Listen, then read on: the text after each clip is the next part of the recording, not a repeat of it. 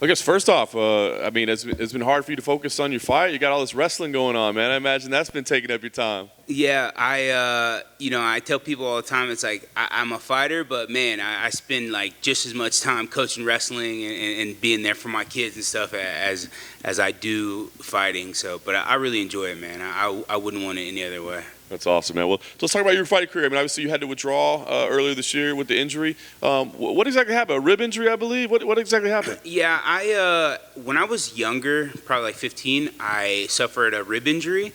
And, it just always kind of, since I'm always like wrestling and combat sports, it's always kind of just catching up with me here and there. And I suffered a little injury last camp. And, it was a weird situation to where other people were telling me, like my coaches and everything were like, hey man, you should consider pulling out. And I never even I had considered it, but like to me it wasn't an option, And then I honestly had to get like talked into it. So it was a tough decision, but it was a smart decision. I'm glad because in reality I'm much more prepared this time around. Nice. I guess that's kind of that wrestler's mentality, right? Just Yeah, going there and do it. So, what finally convinced you? Like, who finally got you to go? All right, I give up. It was a number of people, and then I would say like DC or Hav were kind of like the cherry at the top when they're both like kind of just saying like, hey man, like don't risk your career just trying to be tough, So but like I said, it's the wrestler mentality, right? Like, dude, I have so many injuries, I have so many things I could probably have surgery on. But it's like if I can get up and go, I genuinely do. Nice. So with the ribs, I mean, there's really like nothing you can do, right? Just rest, basically. Yeah, you have to rest. Yeah. It was almost like a blessing in disguise too, because we have a big tournament this summer called Fargo. It's every summer, and I actually got to go with the kids. I was probably gonna miss out because of my fight, so I actually got to go with the kids. But yeah, man, it was good. I took that time off that I was out of town, and then I just got right back to it. Nice and easy until I felt like I could start turning up the pace. Nice. And then the UFC rebooked the matchup. Yeah. Were you surprised that was the case, or were you excited? What did you think about that? Well, yeah, I mean, I think part of the reason I was reluctant to pull out of the fight is I like this matchup a lot. I think it's a good matchup for both of us. I think the winner of this fight, kind of projects themselves into a new space. So I was like, dang, I know that, especially in we're not like fighting for the title or anything like that. They generally find a new opponent, and I guess they couldn't come to an agreement to a new opponent or something. And I think that I think Mick in the UFC kind of wanted this matchup. So I told him, I was like, I'm down to fight him at a later date. I'm just a little injured right now, And so yeah, I was surprised, but I was happy. I'm happy that we rebooked this same fight. So when you say you like the matchup, right? I mean, obviously both you guys have something around your name. I see what you're saying in terms of elevating yourself, but is there something stylistically about the matchup you like as well? Yeah, man. Phil's a wrestler, and I'm familiar with him. I have been since we were younger, and I like to think, and I know that my wrestling is better than his, and I think he's done a lot of things to put himself into a better space as an overall MMA fighter. But I still think he relies off his grappling and stuff occasionally, and I think that I will cause a big mishap for him there. And I like to think that my striking's a little underrated, and he's one of the shorter guys in the division, so I think it'll help me be able to showcase my striking skills as well. Nice. So when you say it goes back to your younger days, do you mean younger MMA days, or you talk about all the way back to wrestling days? Wrestling, bro. I mean, he was always like a nationally ranked guy at like high school. I want to say we were right around the same age. He's either a little older than me or a little younger than me, like just like a year or two. But I always saw him in the rankings. We never wrestled, but which is we could have wrestled at any moment, really. We just never kind of matched up. I don't think we were ever in the same bracket either. Weird enough, but yeah. So I've known him. I've known who Phil Haas was since I was probably at least 15 years old. So it's crazy. Yeah, that's awesome. It's a small world, man. Obviously, this is an MMA fight. And you got to go out there and throw hands and stuff. But is there a part of you that wants to go in there and just shoot a blast double on him or run the pipe on him? Say like, do you have to get a takedown on him too? Yeah, I mean, I would like as, you know, I guess my pride as a wrestler, and I'm so forward as a wrestler, and I coach wrestling. Obviously, I want to win the wrestling exchanges, but whatever presents itself out there, I'll be ready for.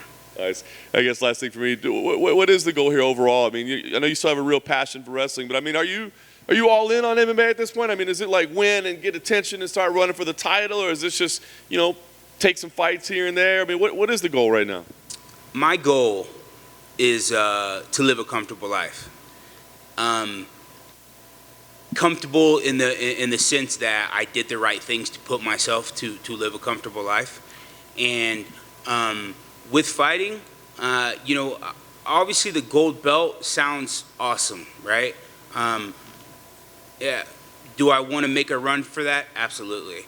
But I also want to, you know, project my career in the way that I'm making the right amount of money for the right amount of fights, and I want to just be, you know, still happy with being able to compete at this type of level, and but also being compensated, you know, the right way, and you know, just living a good life for what I've put in. So obviously the easy way for me would be just to quit and coach wrestling, right? Like that would just be the easy route. But I've never been average, and I never will be. And you know, it gets tough, but I'm all in on fighting, 100%. I'd like to think, or I know that this last fight camp, I've kind of had a newfound motivation of who I want to be, and what type of fighter I want to be, and how hard I want to train, and, you know, not feeling sorry for myself and stuff like that. So yeah, I'm in a new light right now, and I'm in a good place, and I'm really happy with where I'm at. So yeah, I'm ready to start this upward rise the way I'm supposed to. Over here. I want to go back to the injury a little bit. You know, we hear fighters talking about fighting injured all the time. Sometimes it pays off and sometimes it doesn't. Do you think going forward you'll always kind of take that advice of not fighting injured, or will it depend on the fight? Will it depend on the injury? What's kind of your philosophy there? It'll just depend on the injury. You know, with the rib, it's so delicate in the sense that, you know, you can't do anything to make it better except rest, literally just rest. You know, maybe a little stretching, some ice, you know, taking care of the inflammation, just all the regular things you would do anyways for body maintenance. But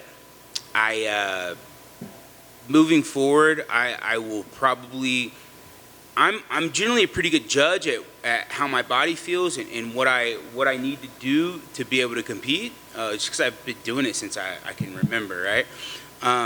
But it's always good to have some people around you that you respect, that can trust, and kind of guide you in the right, you know, decision-making way. And why do you think the fighters fight so often injured? I mean, I think the obvious answer is because you guys are tough. I know where you're going with this.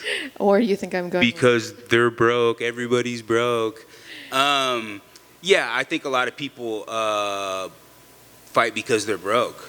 And just, you know, it's broke, and just the fighter mentality, you know, just like kind of the caveman, like meathead, like, I'm going to fight. I don't care if I'm hurt. I'm not a pussy, you know.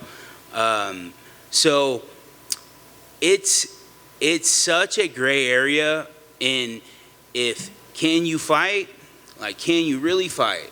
You have to be honest with yourself. Or are you fighting because you got bills to pay, you're afraid somebody's going to call you a pussy, you know? But those are things you always have to ask yourself. In combat sports, you have to be honest with yourself. Yes, the guidance from other people help kind of make your decision. They'll help you be honest with yourself. But I do think that the main reason that people fight is probably because they're broke, or they need it, or they don't want anybody to call them a pussy. Thank you. Mm-hmm. Fairness, that's why I'm here today also. So.